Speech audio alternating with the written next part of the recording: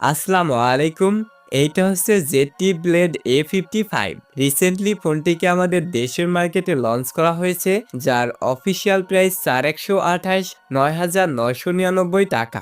তো আপনার বাজেট যদি এই মুহূর্তে 10,000 বা এর আশেপাশে হয়ে থাকে, তাহলে এই ভিডিওটা আপনার জন্য। তো চলুন শুরু করা যাক আজকের এই ইন্টারেস্টিং ভিডিও। তো শুরুতেই কথা বলতে চাই এই ফোনটির ডিজাইন অ্যান্ড বিল্ড কোয়ালিটি নিয়ে। তো ফোনটির ডিজাইনকে যথেষ্ট সুন্দর অ্যান্ড প্রিমিয়াম করা হয়েছে। Front glass and back plastic বা পলিকার্বনেট বিল্ড, এছাড়াও রিয়ারে থাকছে গ্লসি ফিনিশ, যার ফলে ফোনটিকে দেখতে অনেক সুন্দর লাগে। But it's a fingerprint magnet, তাই সাথে দেওয়া ব্যাক কাভারটি ইউজ করতে হবে। পোর্টস অ্যান্ড বাটনগুলো একদমই ঠিকঠাক পজিশন অনুযায়ী রয়েছে, তবে থাকছে না সেকেন্ডারি নয়েজ ক্যান্সেলিং মাইক, এবং সিকিউরিটিতে রয়েছে সাইড মাউন্টেন ফিঙ্গারপ্রিন্ট স্ক্যানার, যেটিও বেশ ফাস্ট অ্যান্ড ঠিকঠাকভাবেই ফোনটিকে আনলক করতে পারে। তবে ডিসপ্লেতে রয়েছে 6.75 ইঞ্চের একটা IPS LCD প্যানেল, যার রেজুলেশন HD+, অর্থাৎ 720x1612 পিক্সেল উইথ 90 হার্টসের হাই রিফ্রেশে। ডিসপ্লেটার পিক্সেল ডেন্সিটি হচ্ছে 267 PPI। স্ক্রিন বেজেলস একটু মোটা মনে হবে, যা এরকম প্রাইস পয়েন্টে একদমই স্বাভাবিক। অ্যান্ড টপ সেন্টারে রয়েছে একটি water drop notch selfie camera. ডিসপ্লেতে রয়েছে সর্বোচ্চ 450 নিট পিক ব্রাইটনেস, যা ইনডোর কন্ডিশনের জন্য ঠিকঠাক থাকলেও আউটডোরে এসে যথেষ্ট স্ট্রাগল করা লাগবে। তো এইরকম প্রাইস পয়েন্ট অনুযায়ী ডিসপ্লেটা ঠিকঠাকই রয়েছে, তবে একটাই কমপ্লেন, আর সেটি হচ্ছে ওয়াটার ড্রপ থেকে যদি সিঙ্গেল পাঞ্চ হোল করা হতো তাহলে সব থেকে বেস্ট হতো। তো এখন যদি আমরা ফোনটার হার্ডওয়্যার সেকশনে আসি, তাহলে ফোনটিতে চিপ হিসেবে ইউজ করা হয়েছে ইউনিএসএসি SC9863A, যেটি 28 ন্যানোমিটারের 1.6 GHz একটি অক্টাকোর চিপ, যার জিপিইউতে রয়েছে IMG 8322। ফোনটিকে 4128 একটি মাত্র ভেরিয়েন্টে লঞ্চ করা হয়েছে।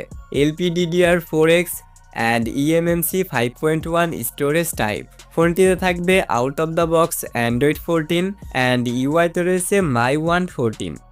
তো এই চিপটার কথা বলতে গেলে এটি একেবারেই এন্ট্রি লেভেলের একটা চিপ, যার ফলে আহামরি লেভেলের পারফরমেন্স পাওয়া যাবে না। রেগুলার কাজগুলো এটি ঠিকঠাকভাবে হ্যান্ডেল করতে পারে। ডে বাই ডে টাস্কে খুব একটা সমস্যা ফিল করবেন না, তবে অ্যাপ ওপেনিং ক্লোজিং টাইম দিলে অবশ্যই ফিল করবেন। আর গেমিংয়ের কথা বলতে গেলে এটি মোটেও কোনো গেমিং চিপ নয়, সময় কাটানোর জন্য 2D গেমগুলোকে খেলতে পারবেন। তো পারফরমেন্স রেখে যদি আমরা ফোনটার ক্যামেরা সেকশনে আসি, তাহলে রিয়ারে রয়েছে ডুয়েল ক্যামেরা সেটআপ, যার মেইন ক্যামেরাটি হচ্ছে 13 মেগাপিক্সেল। ফ্রন্টে রয়েছে 8 মেগাপিক্সেলের একটি সেলফি ক্যামেরা। ফোনটি থেকে সর্বোচ্চ ভিডিও রেকর্ড করা যাবে 1080p 30 fps পার সেকেন্ডে। ভিডিও কোয়ালিটি খুব একটা ভালো না। আর মেইন ক্যামেরাটার কথা বলতে গেলে ডে লাইট বা প্রপার লাইট কন্ডিশনে টুকটাক বেশ ভালোই ছবি ক্যাপচার করে দিতে পারে, তবে লো লাইটে আসলে অ্যাজ ইউজুয়াল পারফরমেন্স দিবে, যা এই বাজেটের 8-10টা ফোনের মতোই। তো আই হোপ আপনি বুঝতে পেরেছেন যে ক্যামেরা পারফরমেন্সটা কেমন হতে পারে। সেই সাথে ফোনটিতে রয়েছে 5000 mAh এর একটি ব্যাটারি প্লাস 10 ওয়াটের একটি চার্জার। তো ব্যাটারি ব্যাকআপের কথা যদি বলি, তাহলে নর্মাল বা বেসিক ইউজে 1 দিন প্লাস পর্যন্ত ব্যবহার করা যাবে, এবং হেভি ইউজের ক্ষেত্রে 7 থেকে 8 ঘন্টা পর্যন্ত স্ক্রিন অন টাইম পাওয়া যাবে। তো ব্যাটারি ব্যাকআপটা আবার ঠিকঠাকই রয়েছে। তো এখন কথা হচ্ছে যে এই ফোনটা কাদের জন্য। তো এই ফোনটিতে যা কিছু অফার করা হয়েছে তা একদমই বেসিক কাজগুলো করার জন্য।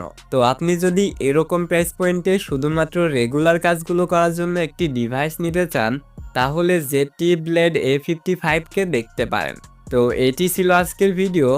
আই হোপ ভিডিওটি থেকে আপনি এই ফোনটা সম্পর্কে একটা ক্লিয়ার ধারণা পেয়েছেন। যদি ভিডিওটা একটু কাজের মনে হয়ে থাকে, তাহলে অবশ্যই একটি লাইক করবেন। চ্যানেলে নতুন দর্শক হলে চ্যানেলটিকে সাবস্ক্রাইব করতে পারেন। আর সম্পূর্ণ ভিডিওটা দেখার জন্য অসংখ্য ধন্যবাদ। Thanks for watching.